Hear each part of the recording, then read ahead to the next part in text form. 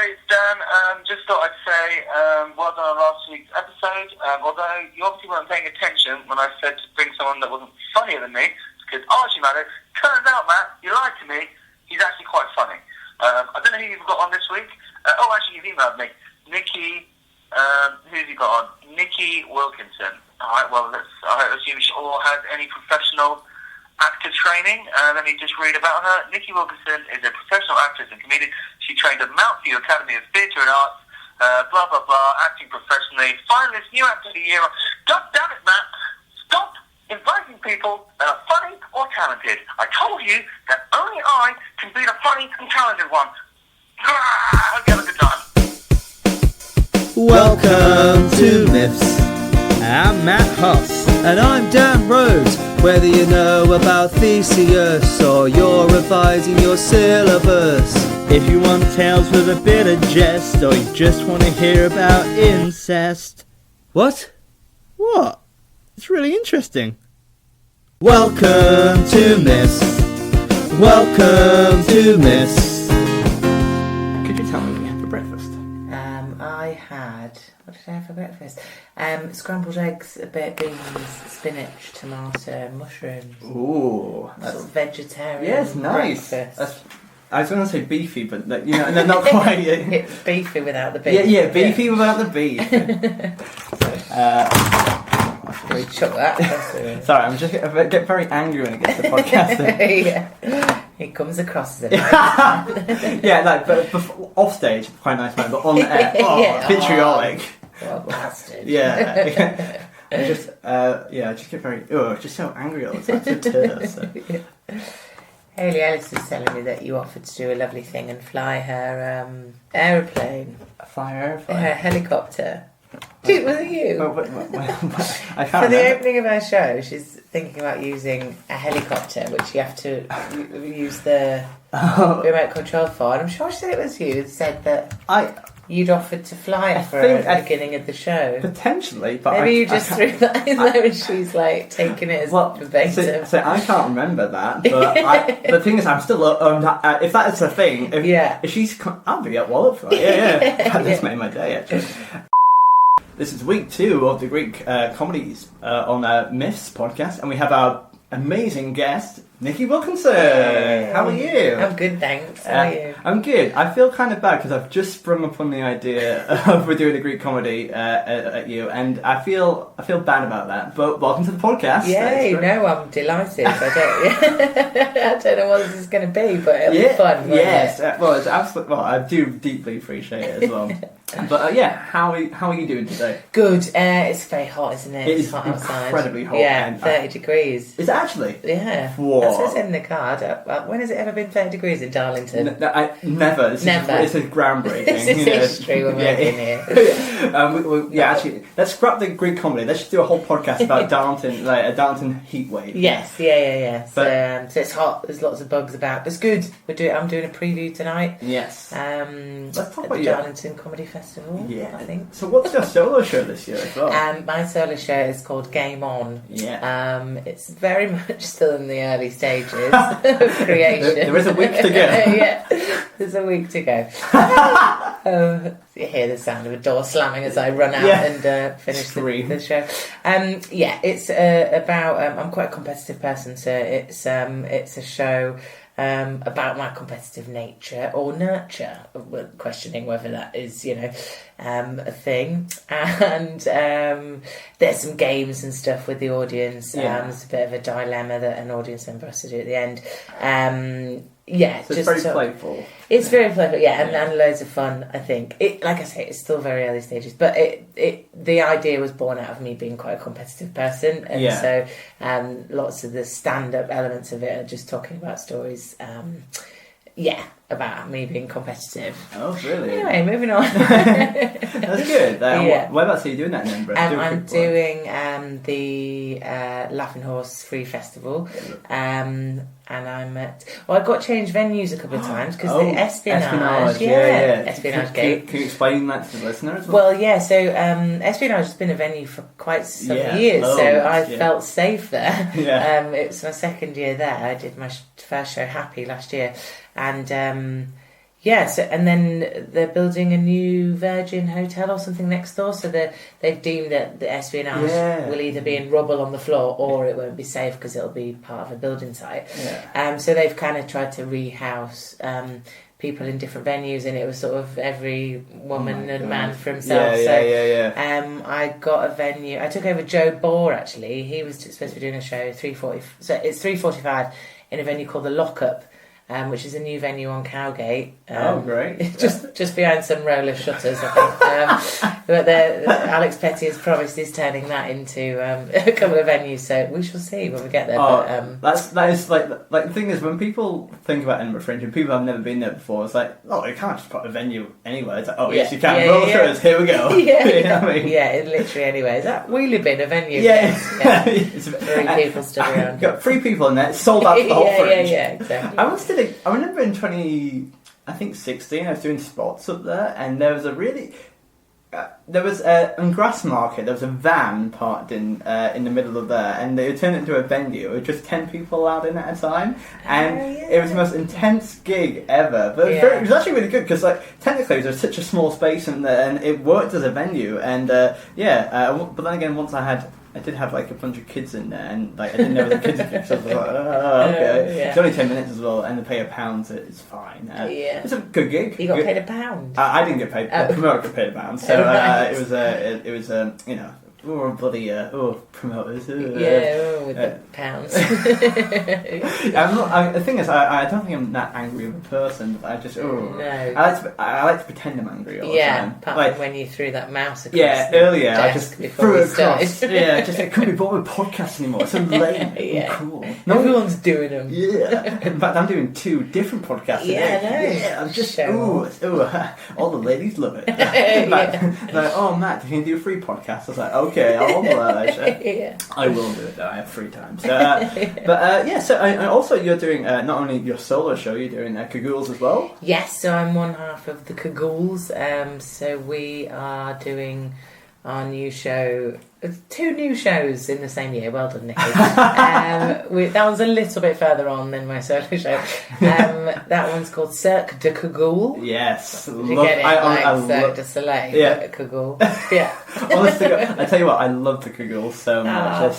Like if you have never heard them, you should go research them right now. They're so good, so funny, and just always put a smile on everyone's face, and I love it so much. It's good fun, So we're doing the Gilded Balloon this year, so it's the first year we're doing that. Yeah, they've taken over the C venues on Chambers Street. Oh yeah, because I actually used to work for C venues. Oh, did you? Yeah, and before they were quite. I remember being a volunteer there, and I worked in press and marketing for 6 weeks, in a room where there was 14 people to 4 bedrooms, and we got paid £200 for our whole 6 weeks there. That's C venues, Oh my god! That's, So we could go promoters and venues.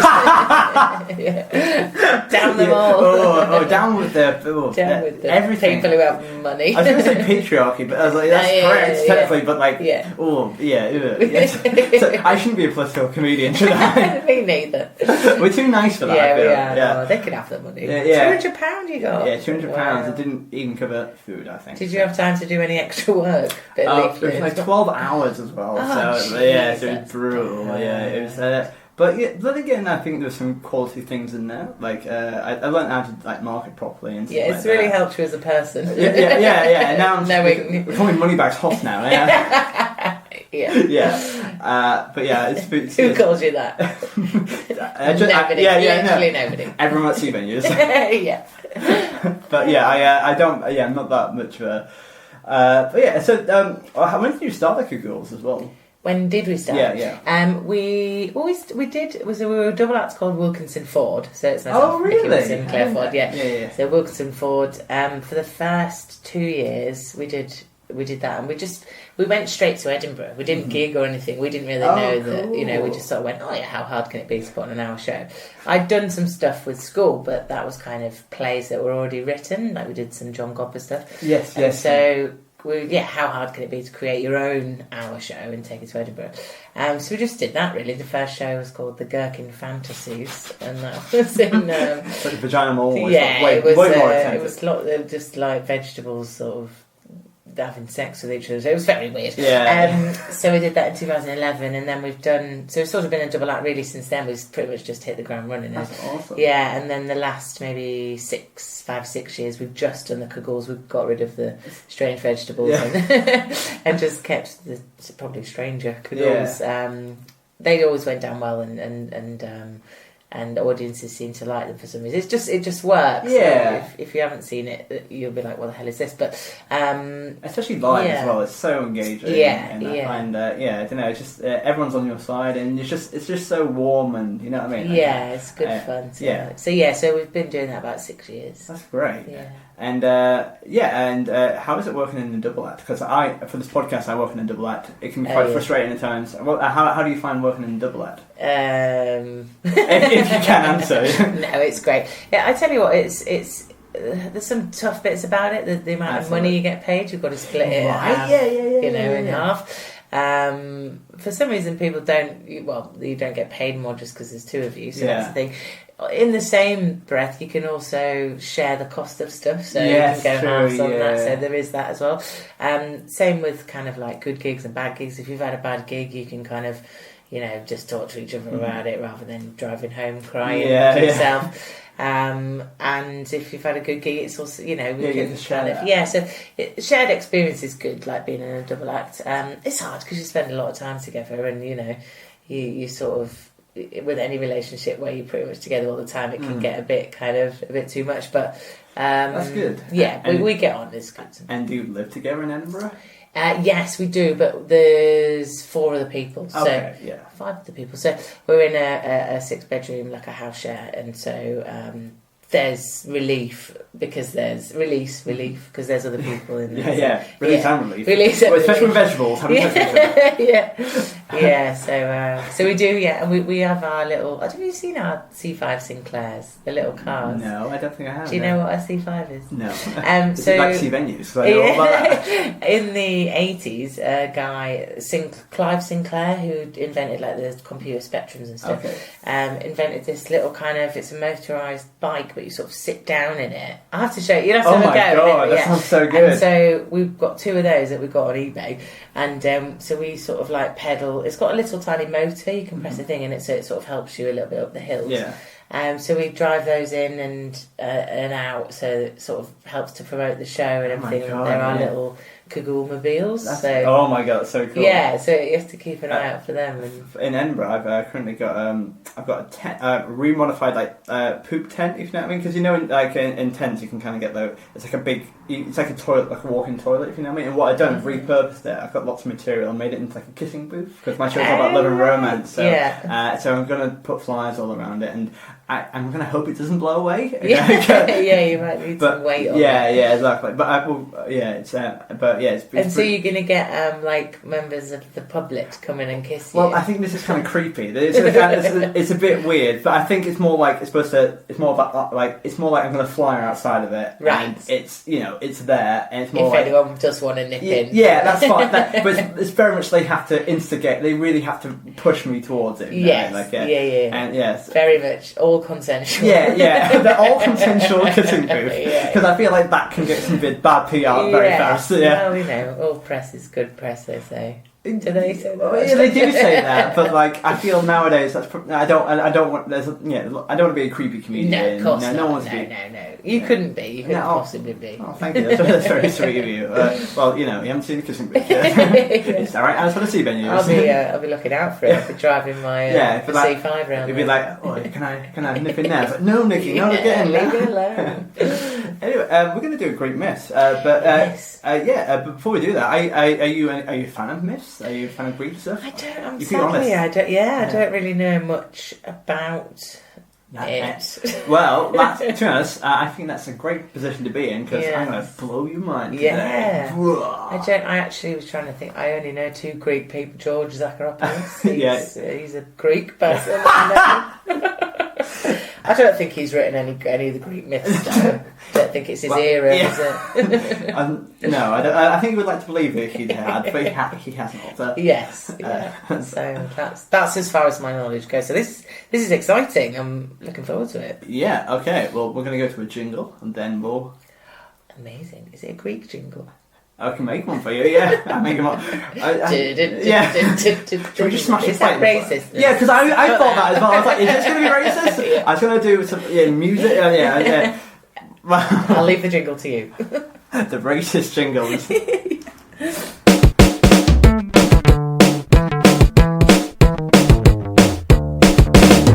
So welcome to Myths and welcome back listeners, and today we are doing another Greek comedy.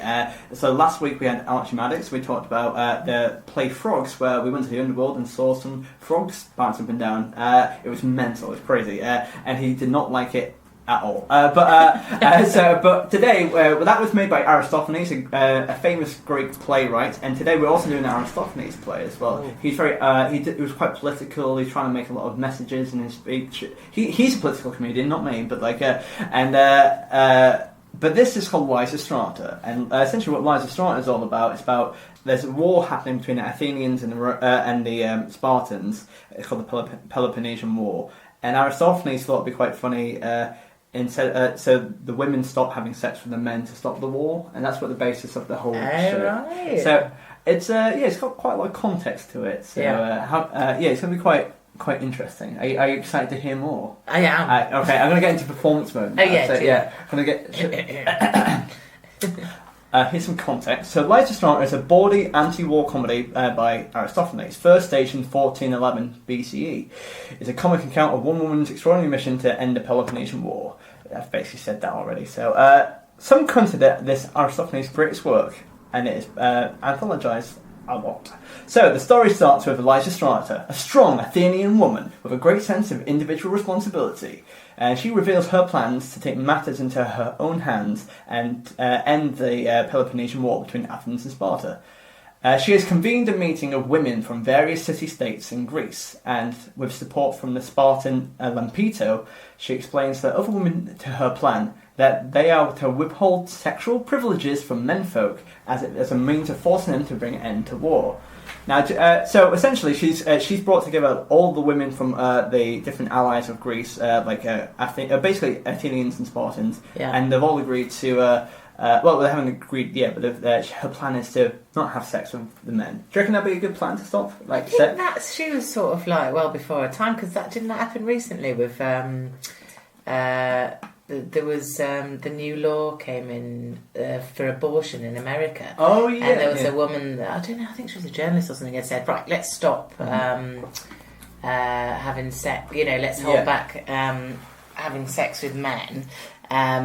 Because it's men that are making up these laws. Let's stop abortion. It's got nothing to do with you. It's my body, kind of thing. But I mean, wow, it's quite before I. I guess it's kind of Here's the weird thing. I'll mention this now because, it's supposed to be a Greek comedy, and I think that it does have a message of empowerment and kind of taking control of situations. And it has female leads, but also, of course, it's ancient times as well. So I'm not sure how. I think Aristophanes' part of the joke was, women getting together and stopping wars. That's crazy. So it's not quite, you know what I mean? But so it's kind of feminist, but not really. It's a feminist comedy made by a non-feminist. You know what I mean? Well, he's a dude, isn't he? Yeah, exactly. Yeah, he's just like, look at women, stop having sex. And ironically, it would. The actors, because this would be at a festival. Most of Greek plays were at a festival, right? And there'd probably be all guy actors as well. So really, so they'd be doing sort of drag or whatever. Well, they were just wearing masks as well, so so it probably wouldn't be. It wouldn't even be proper drag as well, but it'd just be. A bit sad really. So I really put it down from now on. So let's go back. Let's be empowered again. Yeah, woo. So the women around Greece are dubious and reluctant at first, but the deal is sealed with a long and solemn oath around a wine bowl. And the women agree to abjure all sexual pleasures, including various specifically mentioned sexual positions. At this point, I think there's a reference. I remember this. This is the most nerdy I'll get for the whole of the thing. But essentially, one woman says, I've got a dead dog's bone. And basically, we're not sure if it's a joke or she literally used that as a sexual device. Right. So who knows? The mysteries of archaeology. Wow. Yeah. See, empowering, isn't it? Yeah, well, before Anne Summers. What people did, dead dog bone was probably very resourceful. If you were an ancient Grecian woman, do you reckon you would have resorted to a dead dog bone? I don't know. That's an impossible. Yes, I would have. You would have, yeah. But yeah, not even back now. I would. Yeah, still do. In Yorkshire, it's very lonely. I know whippets though, so they're quite thin bones, aren't they? Whippets. That's good. What dog would you? What kind of? I did not think I'd be talking about this today. Because I think Alsatian. It's going to be a challenge. Yeah. But if you go for Chihuahua, not much going on. Did you hear that story the other day? This is totally off topic. That a seagull in Devon swooped down and picked up a Chihuahua in its mouth and has gone off with it. So they don't know where the Chihuahua is, if it's dead or has been dropped in the sea. Oh my God! Yeah, I know. That's horrendous. The woman was like mortified. She was just hanging out a washing. Next minute, the Chihuahua's up in the air. To us, I thought that happened to my cat yesterday as well, because I saw a bird swoop down. I saw my cat outside. Really? Yeah. It's not so far from. The Chihuahuas are tiny, aren't they? Exactly. I mean, but again, my cat, she's quite a fat cat as well, so she's very much. I think she's safe. Maybe they'd give it a go. Yeah, just pop her straight back down. Gonna die. It's very like a Bolton seagull. All right, well, I'll leave it. That really was a tangent. This is honestly, this is the best conversation I've ever had. So at the same time, another part of Lysistrata's plan, a precautionary measure, comes to fruition as the old women of Athens seize control of the nearby Acropolis, which holds the state treasury, without which the men cannot long continue to fund their war. The word of revolt is spread across the land, and the other women retreat behind the barred gates of the Acropolis and await the men's response. So basically, the women have revolted, and they're all retreated into the Acropolis, hiding behind some gates. Yeah, exactly. Yeah. So the men, and also they have all the money as well. So that's pretty important. Yeah. Pretty fun comedy so far. So that would be like, haha, as if women would ever have money, you know. Kind of, yeah. I think in all fairness to her story, I don't think it was too malicious, but I think it's more. I think it's like at first, it's like, hey, look at these women taking charge. I think, but also, then he's trying to create a story in all fairness. So I don't think we can be too harsh on him. Right. He is still, I think, a bro. I would say, like he's quite like frat boy. He's very much very much. He's just doing it for the bands. Yeah, I think so. Yeah, I don't think it's... Anyway, but anyway, in Greek, in all Greek plays, there's a chorus, which is a group of 26 people who usually sing and they summarise stuff, and more so in tragedies and stuff like that. But they usually play more of a role in comedies. And so a chorus of bumbling old men arrive, intent on burning down the gates of the Acropolis if the women do not open up. However, before the men can make their preparations, a second chorus of old women arrives bearing pitchers of water. An argument ensues and threats are exchanged, but the old women successfully defend their younger comrades, and the old men receive a good soaking in the process. Oh. So that's pretty decent. Yeah, it's alright. Right. Can we have it usually we mark this on 4 different categories, but I think we should have like empowerment scale as well. We should rate that as well. Because I'm not, I don't know, I think it's, who knows? So they douse the old men, but the old men are all complaining as well. So hang on, the old men have turned up with water. They carry it with fire. They're about to burn it down, and they're like, no. And the chorus of women turn up with water, and they put out the fire. Yeah. So there'll be 13 old men and 13 old women as a chorus, and would they be played by old people, or would they be in masks? All of them will be in masks as well. Does everyone wear a mask? Yeah. Because everyone's got basically in the masks, as I remember it, they have mouthpieces so they can project a lot further as well, and it's really cool. In fact, I should should talk more about that. But like, yeah, basically they'll have mouthpieces, and basically it shows them what the character is they're supposed to portray straight away. So it'd be quite a big and grotesque mask, if you know. Right. So I didn't realise it. We did it. I went to drama school. We did a bit of mask work. I should probably know this. But I didn't. I never. I literally know nothing about Greek plays. So this is really interesting. Yeah, because everyone had a mask, and you would look at the mask straight away, and it would tell you what kind of character they were. Yeah, and then and also like what kind of vibe they're giving off as well. I think because like in last week's we had Dionysus, who was a god, and but he's also a quite cowardly god as well. So I think he could be quite. He can be really flamboyant as well. Like, and he's a god of wine and theatre, so there's a lot going on. But the body language and stuff would have been quite physical, presumably. Yeah, like absolutely. They would have really, I'm not quite sure what they.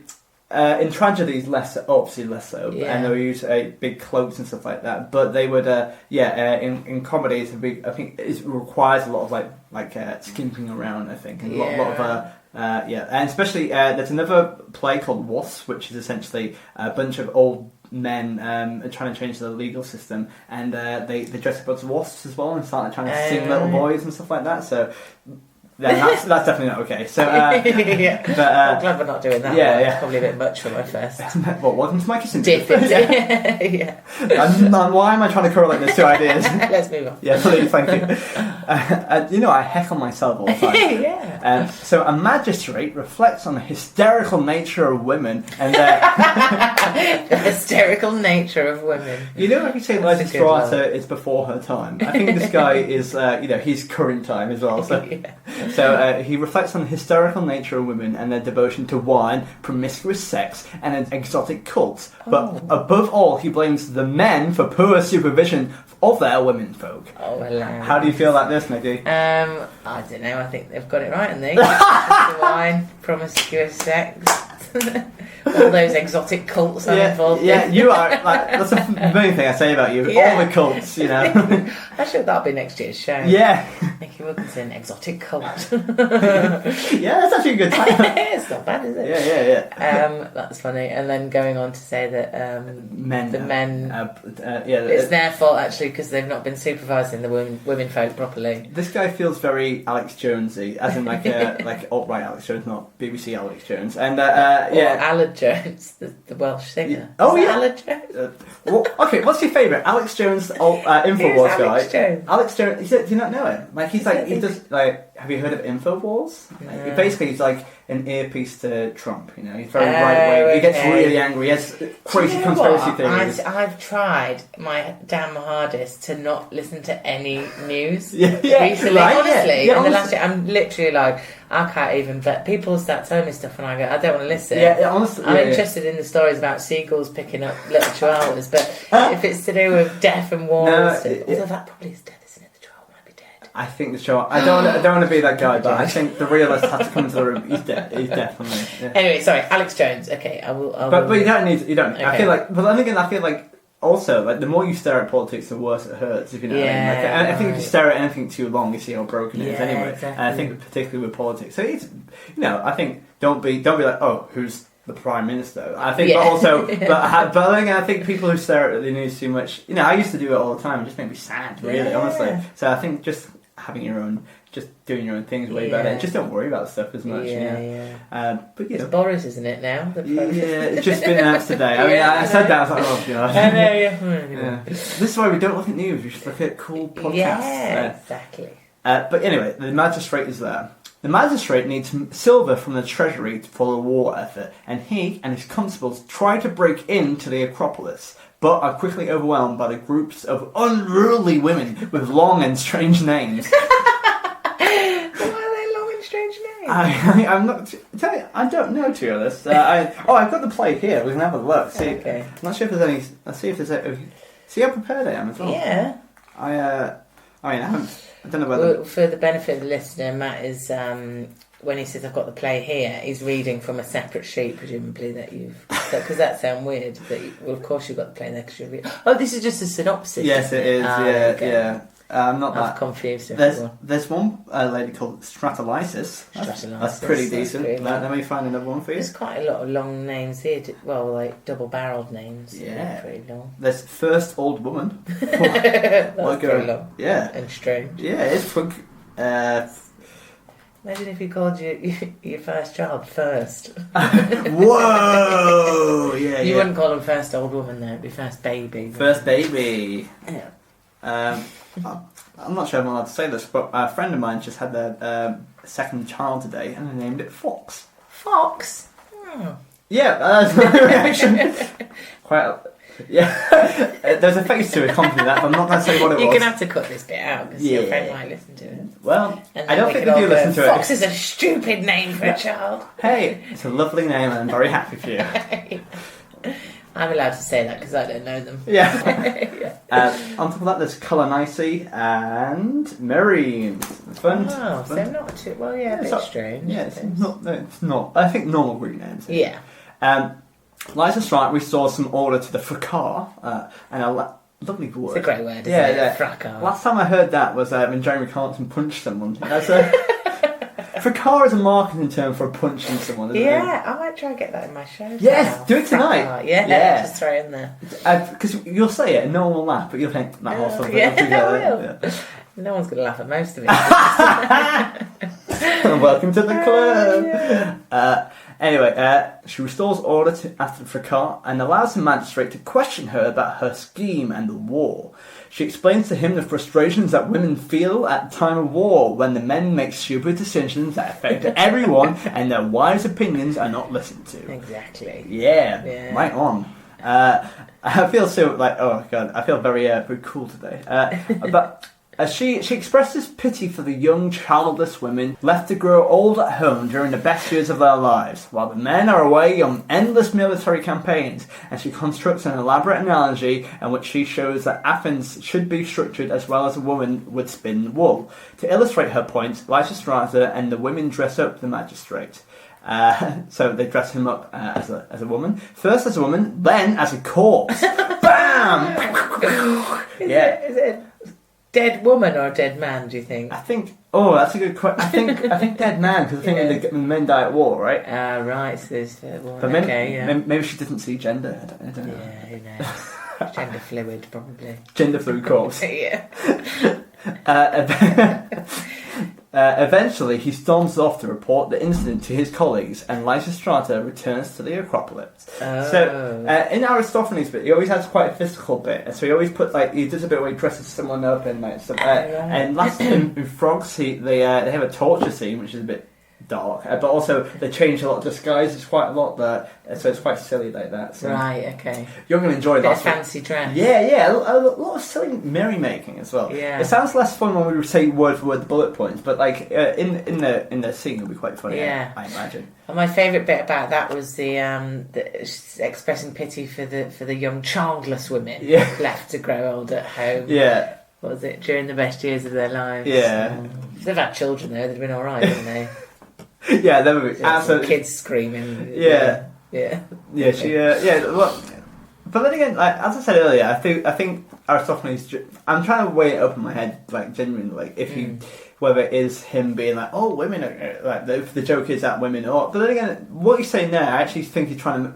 I think what he's doing is trying to appeal to the bros. Like, oh, women, this is the play. But when they get in, it's like actually, here's some things, here's some hot things to talk about, guys. Yeah, right. Yeah, so maybe he's like, I don't know. What kind of comedians like? I was going to say Lee Nelson. I don't know. I don't think that's true.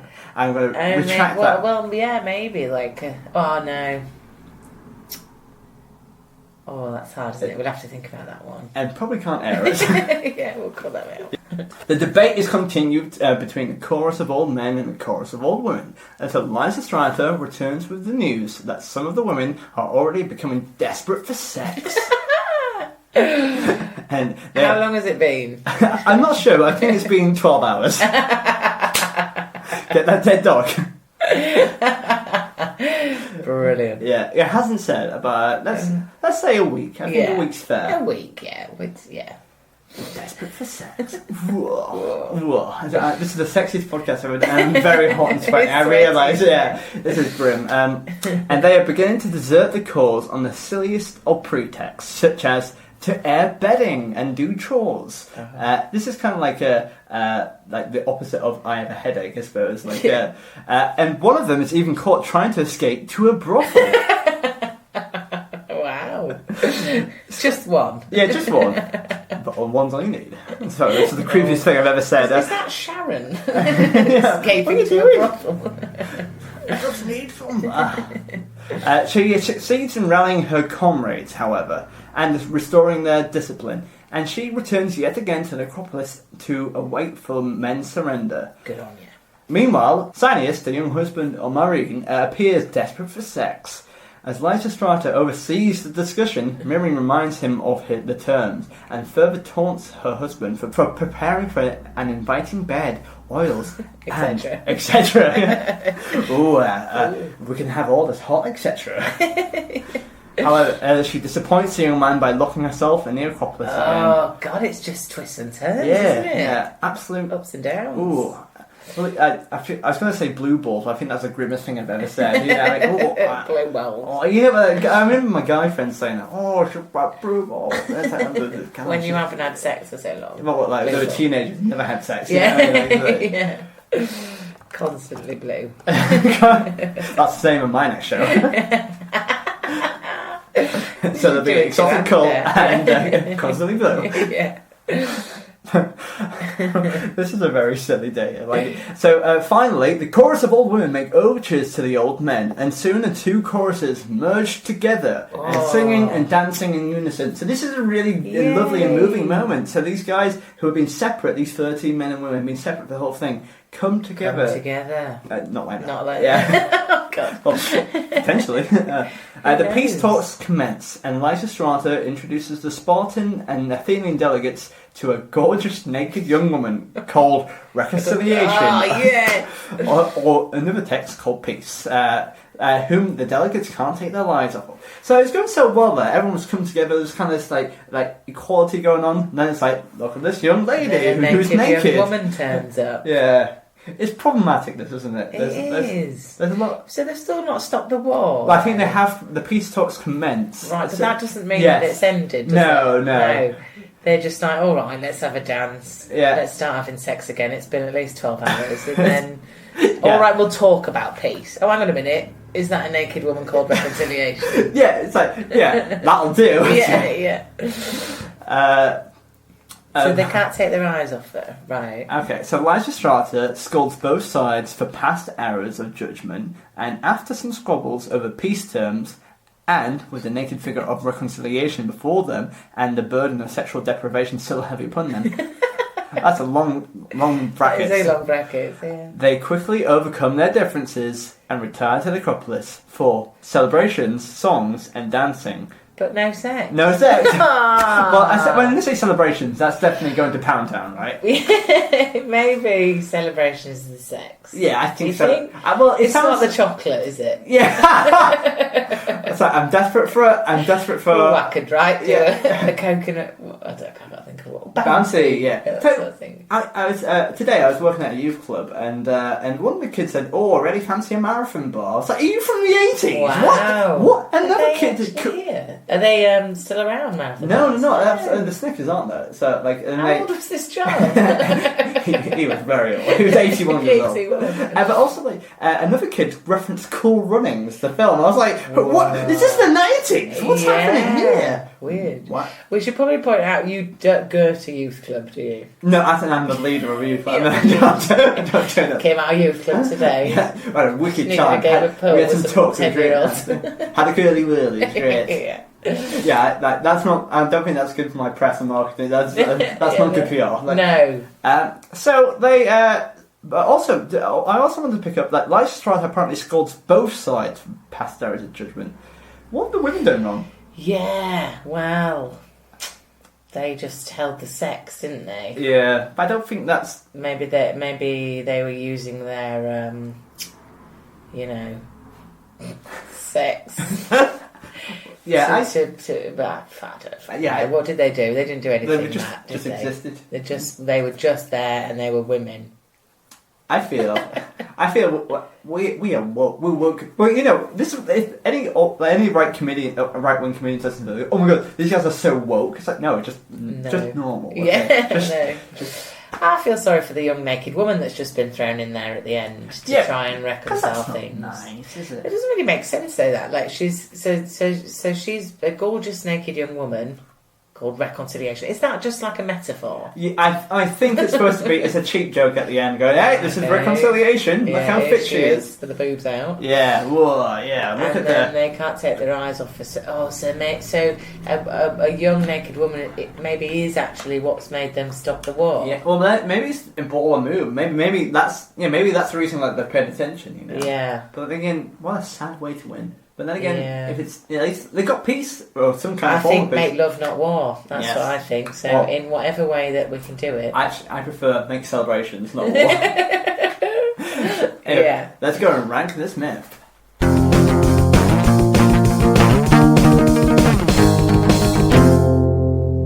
Did you enjoy that myth?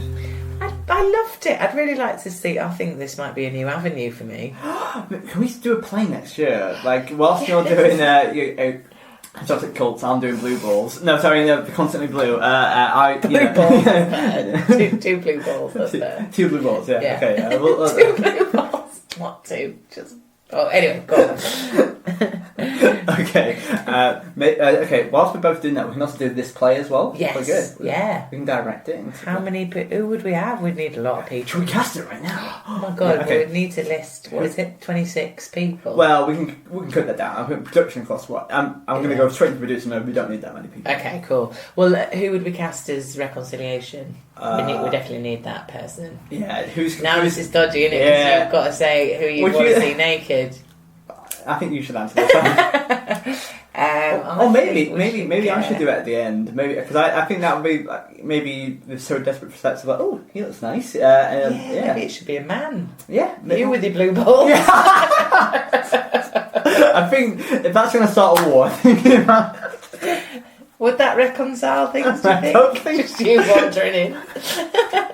Love me. Do a bit of even too sexy for me. I don't know. I don't think that's going to help. Nor again, I can't trust in a bad press release. Also, you shouldn't cast yourself, right? We're casting characters. We shouldn't cast ourselves. We'll have to think hard on that one. Yeah, that's the same with both. Yeah, it's quite bad, isn't it? Yeah. Okay, how about who'd be Lysistrata? Who'd be the strong front woman? Maybe we'd go for like a Zoe Lyons. Yes, I love that. Yeah. I think that. She's a lesbian, though. Do you think that matters? No. What if it's all lesbians? Oh my god, yes.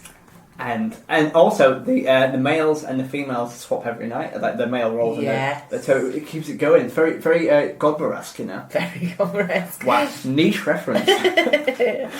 Brilliant. Well, that's good. But yeah, thank you for coming onto the podcast. But this is the part where we have to rank these in 4 different categories. We have life skills, the practical things that we learn; morals, the ethical things we have gathered from this; creativity, how original it is; and the WTF factor, the things which are quite messed up about it as well. So, in life skills, what kind of practical things do you feel that you've learned?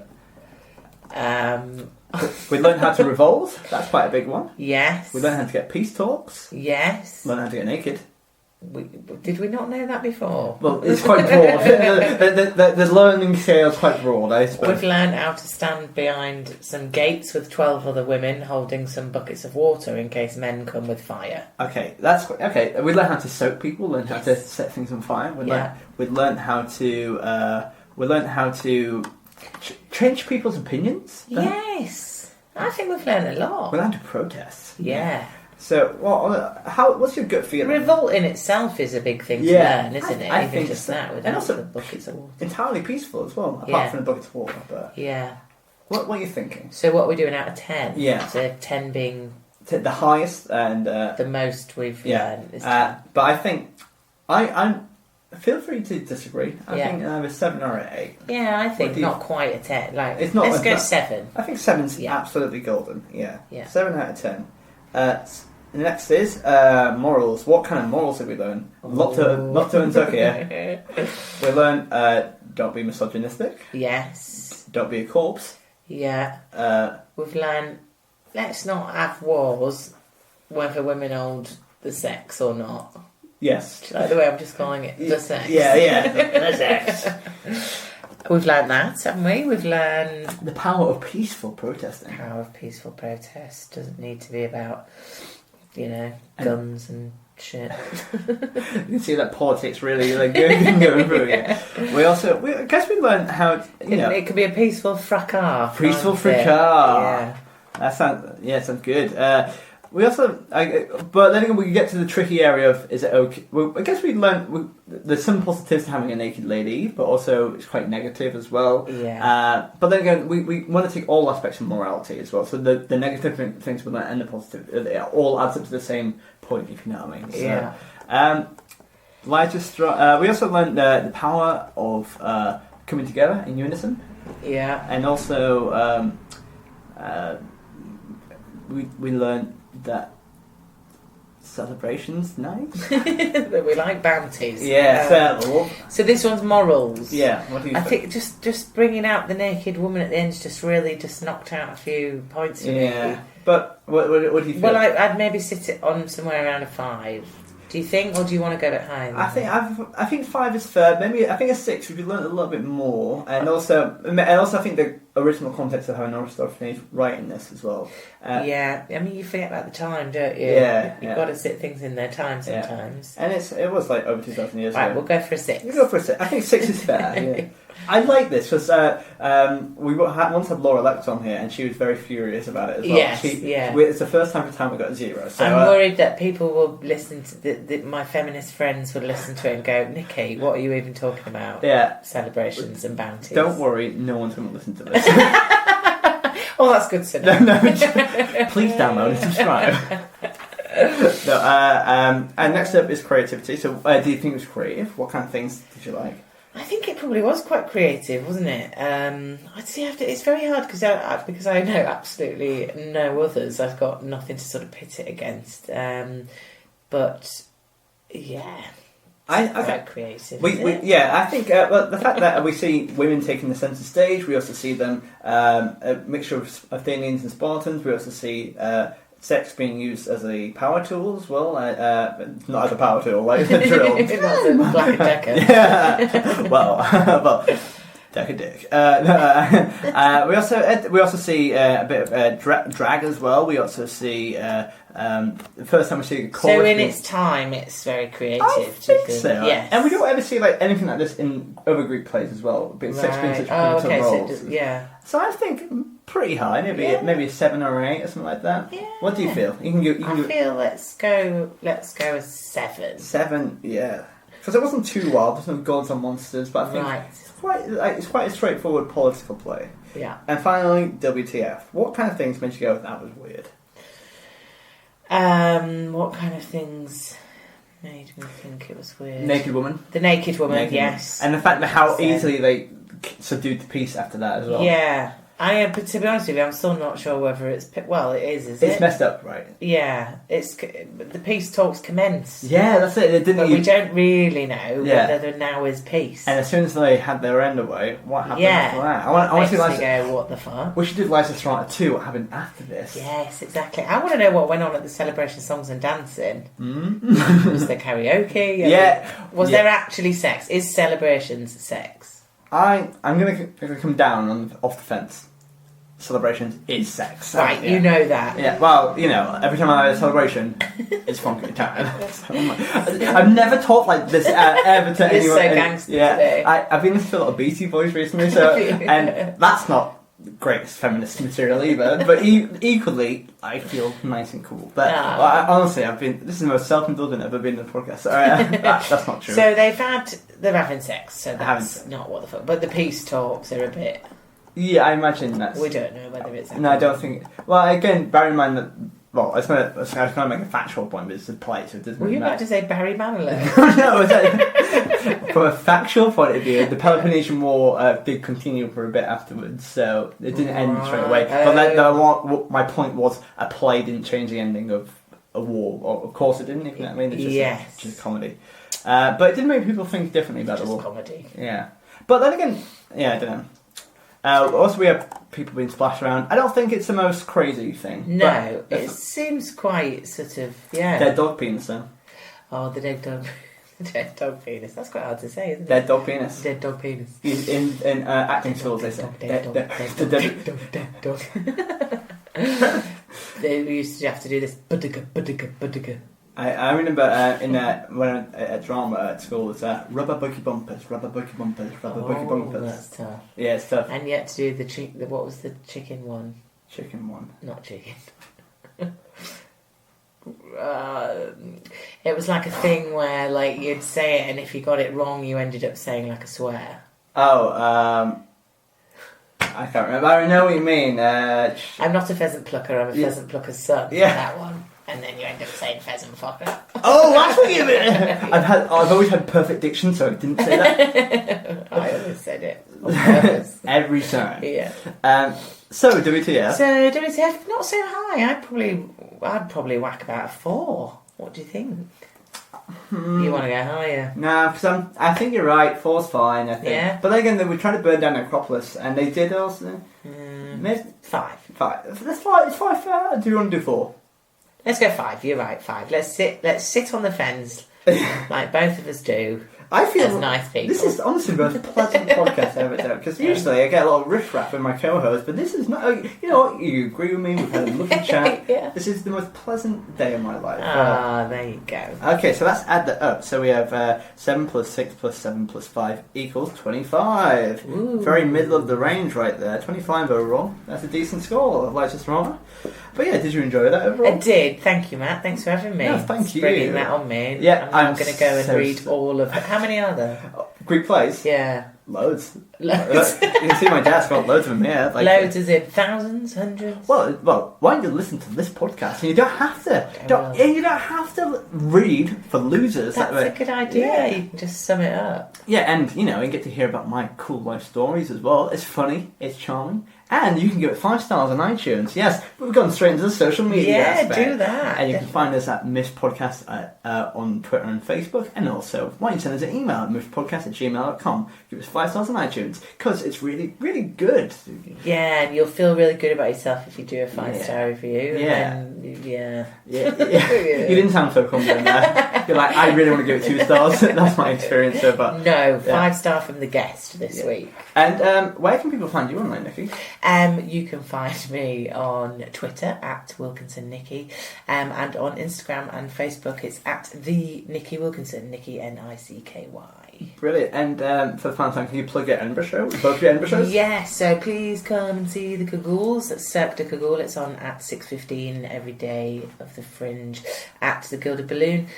The Pater Hoose. That's the new name for it. Yeah, the Pater Hoose. We don't speak, so you don't need to worry about that crap Scottish accent I just did. No, what you can do is go to the Kagools show, just put in this podcast in your ear and listen to that. Exactly. If you wanted like an audio transcription, we can do that. That would be weird. Please don't, because you've worked very hard on the show, and so if I see someone in the audience now with headphones, I'm going to be coming down to your kiss booth and punching you in the face on your little mobile. We call it such a car. Yeah.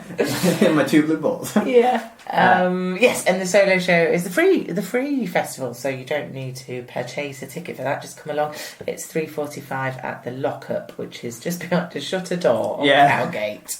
And it'll be so lovely. Yes, I'll have written it by next week. It'll be loads of fun. Yeah, and this is coming out on the 29th, so people will be by next week.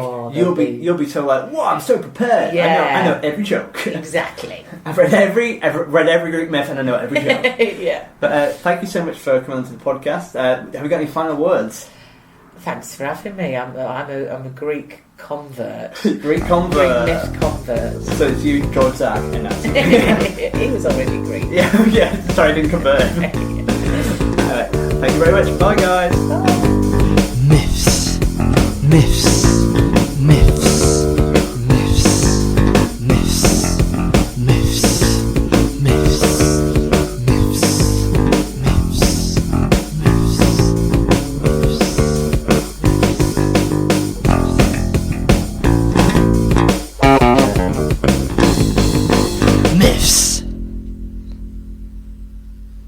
So we can either choose to do a boring play about Persians, or we can do a fun Greek comedy about females taking over and like kind of.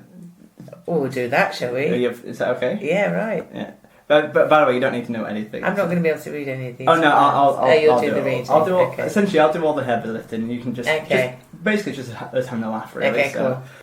It's really simple. It sounds. I feel apprehension, but honestly, it's all Greek to me. Hey! We're going to start with that. So.